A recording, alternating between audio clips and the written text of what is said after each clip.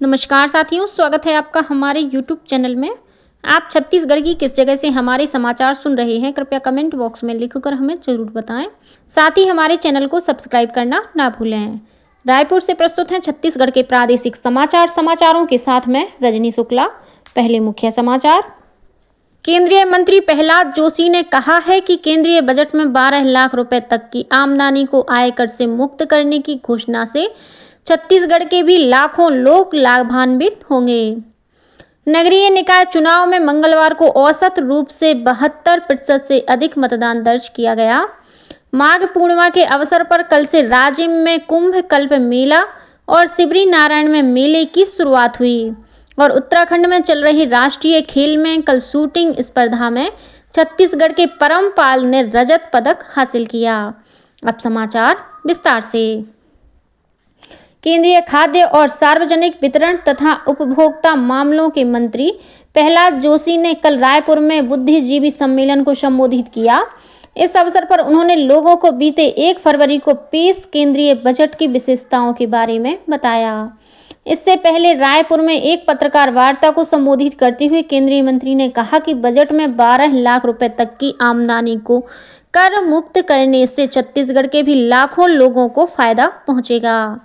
श्री जोशी ने कहा कि अनुसूचित जाति और अनुसूचित जनजाति की महिलाओं के लिए केंद्रीय बजट में 2 करोड़ रुपए का टर्म लोन देने के साथ कौशल विकास योजना से प्रदेश के 10 लाख युवाओं को रोजगार मिलने की संभावना है। उन्होंने कहा कि छत्तीसगढ़ में 100% विद्युतीकरण का काम पूरा हो चुका है और वर्तमान में छत्तीसगढ़ में रेलवे की कई परियोजना चल रही है।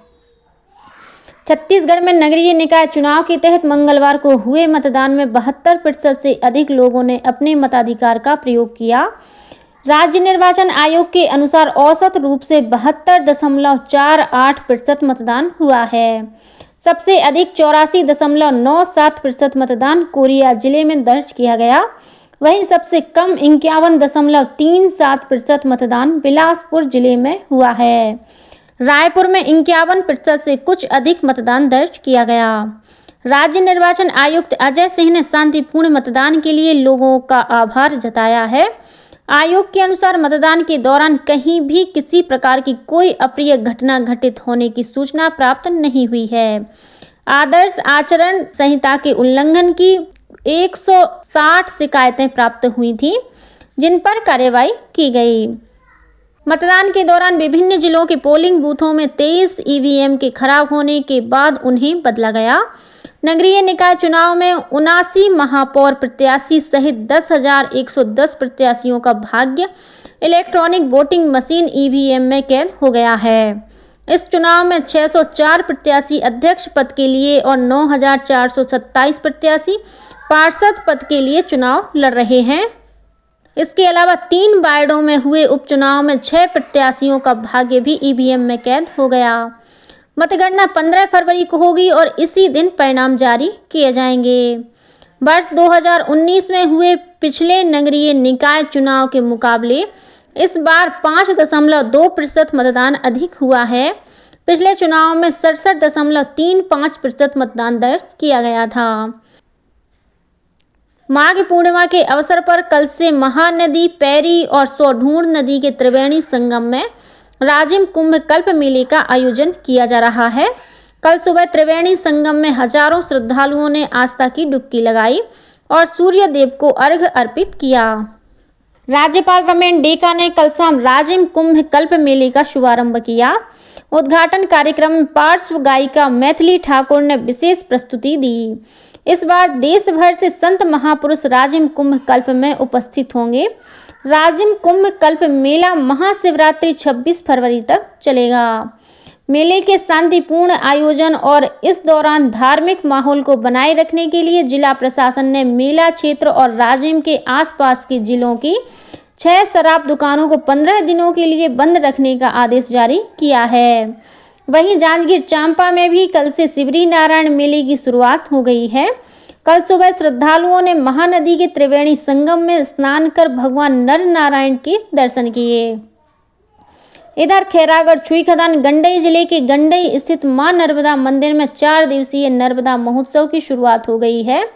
यहाँ माघी पूर्णिमा के अवसर पर हर साल मेला लगता है।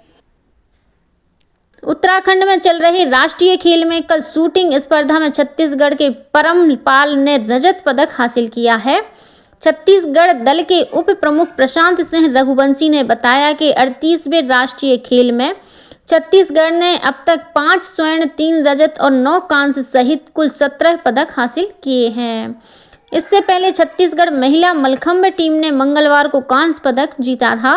इस टीम में नारायणपुर जिले की संताय पोटाई, मोनिका पोटाई, दुर्गेश्वरी कुमेटी, अनीता गोटा, सरिता पोयम और जांजगीर चांपा जिले से शिक्षा दिनकर शामिल है। आज विश्व रेडियो दिवस है।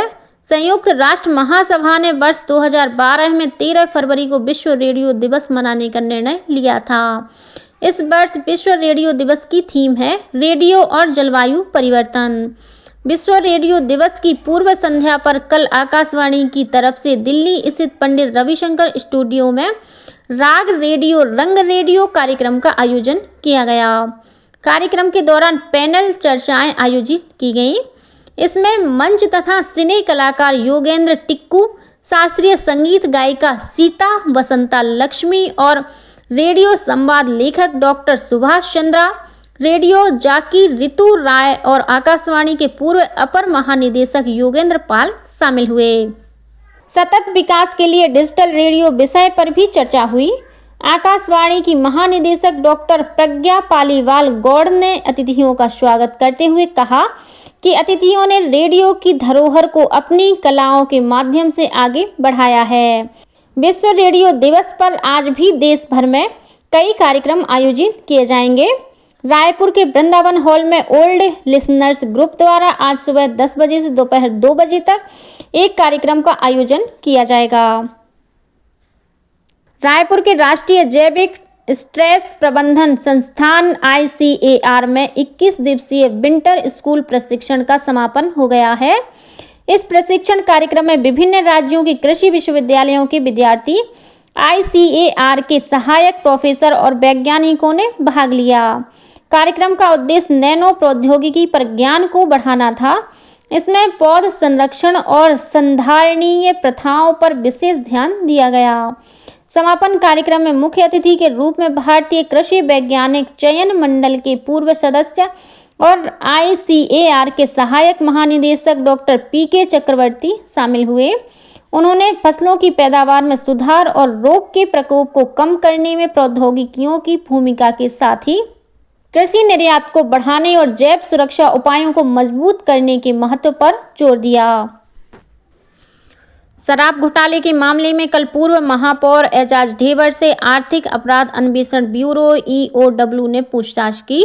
मिली जानकारी के अनुसार एजाज ढेबर के बड़े भाई अख्तर ढेबर और कुछ रिश्तेदारों को भी इस मामले में पूछताछ के लिए बुलाया गया था। इस मामले में अनवर ढेबर पहले से ही जेल में बंद है। मुख्यमंत्री विष्णुदेव साय ने अपनी दानशीलता के लिए विख्यात समाजसेवी दाऊ कल्याण सिंह की 13 फरवरी को पुण्यतिथि पर उन्हें नमन किया है। मुख्यमंत्री श्री साय ने कहा कि दाऊ कल्याण सिंह जी समाज के उत्थान के लिए समर्पित ऐसे प्रकाश स्तंभ थे जिनकी दानशीलता और उदारता सदैव प्रेरणा देती रहेगी। दाऊ कल्याण सिंह ने अस्पताल, पुस्तकालय, कॉलेज, जलाशय जैसी जनहितकारी संस्थाओं के लिए कई एकड़ भूमि दान में दी। उनके इस योगदान के कारण प्रदेश में शिक्षा और चिकित्सा के क्षेत्र में अद्वितीय प्रगति हुई। मुख्यमंत्री श्री साय ने कहा कि आज उनके द्वारा दान में दी गई भूमि पर अनेक शिक्षण संस्थान और चिकित्सालय संचालित हैं। मुख्यमंत्री श्री साय ने कहा कि छत्तीसगढ़ में शिक्षा और स्वास्थ्य के क्षेत्र में अपना जीवन समर्पित करने वाले दाऊ कल्याण सिंह जी का नाम सदैव श्रद्धा और सम्मान के साथ लिया जाएगा। और अब पेश है मौसम का हाल। मौसम विभाग के अनुसार आगामी 2 दिनों में उत्तर से आने वाली ठंडी हवाओं के असर से न्यूनतम तापमान में करीब 3 डिग्री सेल्सियस तक की गिरावट हो सकती है। मौसम वैज्ञानिक HP चंद्रा ने बताया कि पश्चिमी विक्षोभ का प्रभाव कम होने से एक बार फिर प्रदेश के कुछ स्थानों पर ठंड का एहसास होगा। और अब कुछ अन्य समाचार संक्षेप में। मुख्यमंत्री विष्णुदेव साय ने 13 फरवरी को विश्व रेडियो दिवस के अवसर पर प्रदेशवासियों को शुभकामनाएं देते हुए कहा है कि रेडियो संचार का एक प्रभावी विश्वसनीय और जनहितकारी माध्यम है, जो आम जन को सूचना, शिक्षा और मनोरंजन के साथ साथ लोक संस्कृति एवं लोक भाषा को सहेजने में महत्वपूर्ण भूमिका निभा रहा है। शराब घोटाले और मनी लॉन्ड्रिंग मामले में जेल में बंद अरुणपति त्रिपाठी को सुप्रीम कोर्ट से जमानत मिल गई है। हालांकि दूसरे मामलों के कारण वे अभी जेल में ही रहेंगे। कांकेर जिले के पंखाजूर थाना क्षेत्र के माटौली चौक में तेज रफ्तार ट्रक ने मोटरसाइकिल सवार पिता पुत्री को टक्कर मार दी। इस हादसे में पुत्री की मौत हो गई, वहीं पिता को गंभीर चोटें आई हैं। भिलाई के सुपेला में कल सुबह स्कूल वैन की चपेट में आने से 2 साल की एक बच्ची की मौत हो गई। और राजधानी रायपुर के वीआईपी रोड स्थित बेबीलोन टावर की 7वीं मंजिल से कूदकर एक युवक ने आत्महत्या कर ली है। इसी के साथ छत्तीसगढ़ के समाचारों का ये बुलेटिन समाप्त हुआ। नमस्कार।